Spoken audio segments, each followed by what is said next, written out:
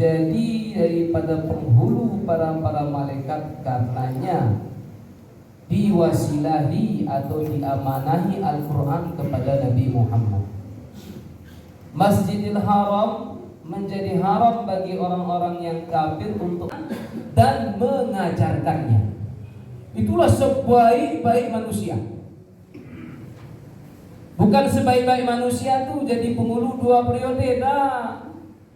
Sebaik-baik manusia menjadi camat sepanjang hayat, dah, bukan itu, bukan.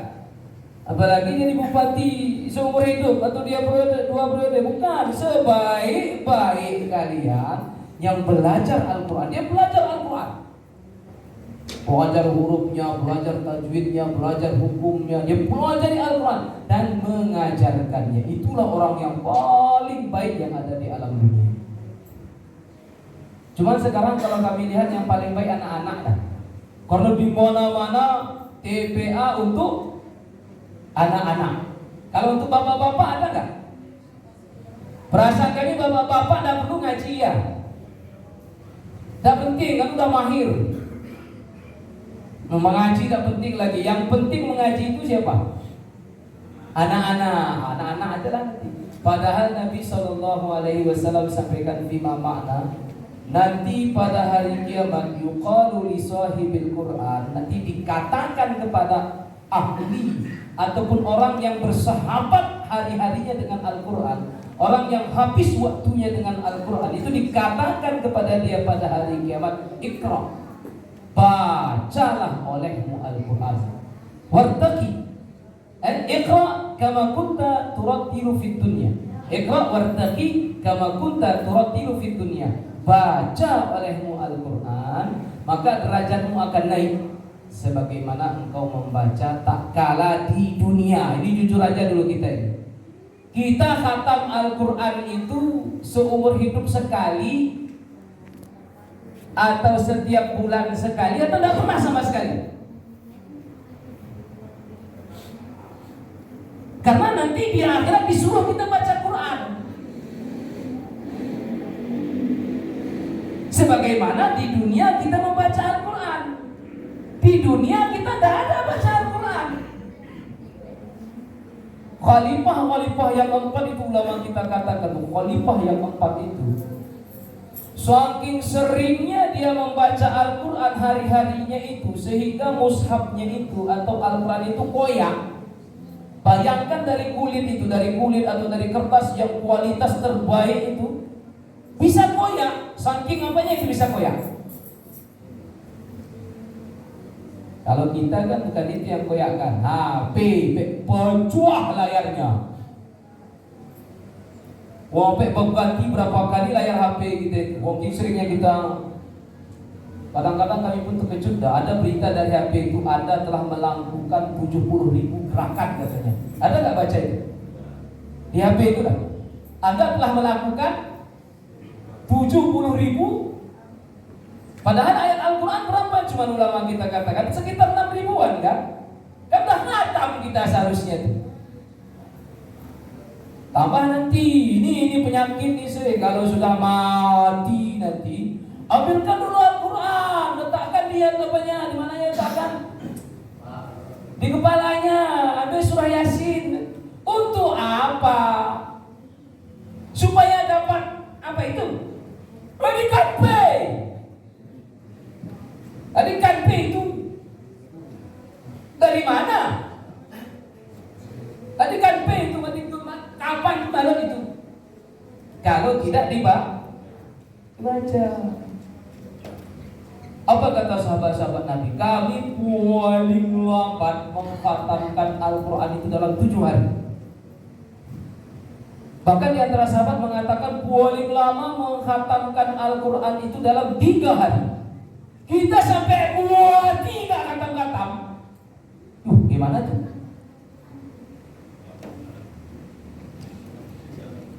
Tapi kalau aib orang tiap hari kita khatam. Suatu desa khatam aibnya kita buat.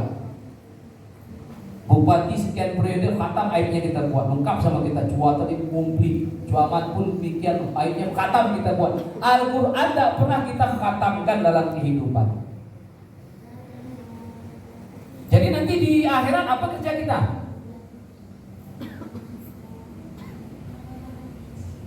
Kan Bapak, tamu-tamu Allah yang dirahmati oleh Allah, mari kita lah, dunia ini tidak lama lagi hidup kan.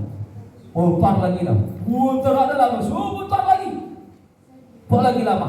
Mau kapan kita lagi ini mau bersahabat dengan Al-Quran? Mau kapan kita mau bersahabat dengan Al-Quran? Tunggu dibacakan Al-Quran dulu baru mati kita. Dan memang begitu, memang kebanyakan orang Aceh Tenggara ini. Dia baca Al-Quran nunggu meninggal dulu saudaranya, atau meninggal dulu ayahnya, meninggal dulu mamanya, baru dia baca Al-Quran. Dan yang meninggal tadi pun dibacakan kepada dia nunggu apa itu? Nunggu mati baru baca Al-Quran. Ini bulan Al-Quran ini, mari di kesempatan ini baru berapa Ramadan ini? Baru 8. Seharusnya kalau sehari 1 juz berarti sudah 8 juz. Kalau 1 hari 5 juz, dah khatam hari keberapa kemarin? Hari ke-6. Berarti kan? Masuk juga berarti hari ini sudah 10 juz lagi kan? Khatam kedua.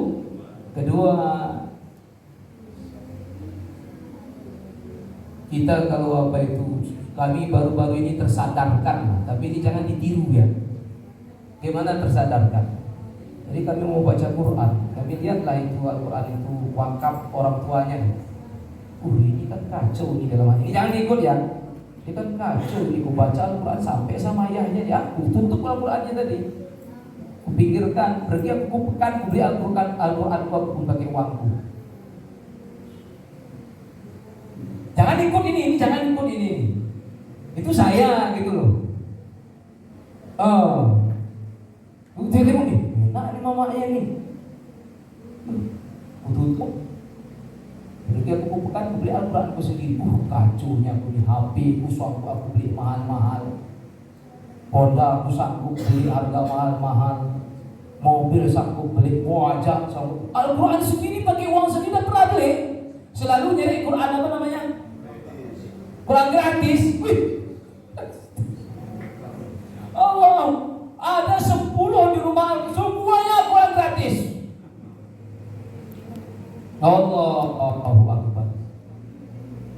Gimana kira-kira kita tuh? Tapi ini jangan diikut ya, ini saya gitu loh maksudnya. Oke, sekarang saya kalau baca Quran tidak mau saya pakai Al-Quran sedekah orang itu. Rugi saya rasa dia pahalanya pergi sama itu saya gitu loh. Ini jangan tipu, jangan tipu. Itu prinsip yang saya yang kami pegang gitu loh. Yang kami pegang. Gimana tuh Pak Ustadz? Kalau bapak aku mau orang tuanya dapat, baca Al-Quran. Kata Nabi SAW, man yaqra'ul Qur'an, siapa yang membaca Al-Quran, wa amila bima fihi, dan dia mengamalkan apa yang ada di dalam Al-Quran yang ia baca itu, albasa walidahu tajan yaumal qiyamah. Emak dan ayahnya, ibu dan bapaknya, kedua orang tuanya Allah pakaikan nanti adalah tajan. Apa tajan ini? Mahkota. Allah pakaikan mahkota, dau'uhu kadawi syams, cahaya gemerlapan dari mahkota itu lebih terang dari cahaya matahari, mengalahkan cahaya matahari itu. Mahkota itu diberikan, dipakaikan kepala ayah kita sama ibu kita, karena dia punya anak rajin membaca Al-Quran dan rajin mengamalkan isinya. Maka kita memiliki kesempatan untuk menyelamatkan orang tua kita. Ini kita masih ada nih. Kalau sayang sama orang tuanya, kalau sayang sama mama kita, kalau sayang sama bapak kita, sama ayah kita, kalau nggak sayang ya nggak apa-apa, nggak usah baca. Tunggu aja nanti dibacakan Al-Quran sama Anda. Tunggu aja itu nanti dibacakan. Kalau nggak sayang, tapi kalau sayang sama orang tua baca. Saya nggak bisa baca Quran Pak Ustaz. Ini saya mau cerita sebagai akhir ya. Ini waktu udah lebih sebagai akhir. Saya punya orang tua datang menemui kami lebih kurang usia sudah umur 60 tahun. Menangis dia datang ke rumah. Pak Ustaz, saya tidak bisa baca Al-Quran Pak Ustaz. Selalu saya baca Latin.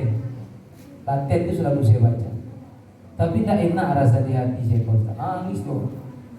Jadi belajar, maka kami ajari. Alhamdulillah sekarang dia sudah 4 atau 3 kali khatam itu dah sekarang. Bacaan Al-Qurannya Alhamdulillah sudah bagus lah. Sudah mulai pakai makhraj huruf, sudah tajwid, sudah pakai panjang pendek lagi baca Al-Qurannya. Al-Quran itu mudah untuk segala usia. Kalaulah Al-Quran itu sulit, mengapa Allah turunkan? Al-Quran itu mudah untuk semua kalangan.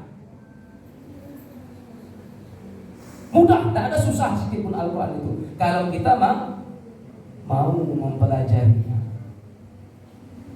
Hadirin yang dirahmati oleh Allah, inilah yang ingin kami sampaikan. Bagaimana pentingnya kita mempelajari Al-Quran. Mudah-mudahan apa yang kami sampaikan pada kesempatan kali ini dapat menggugah dan memberi semangat ataupun motivasi kepada kita untuk mengkhatamkan Al-Quran pada bulan Ramadan ini. Ramadan telah kita khatam Quran kaiki. Memandang kita khatam Quran tua menangiri. Jadi mudah-mudahan ada manfaatnya. Mari kita sempurnakan dengan subhanaka rabbika rabbil izzati amma yasifun. Wassalamun ala al-mursalin walhamdulillahi rabbil alamin. Wassalamualaikum warahmatullahi wabarakatuh.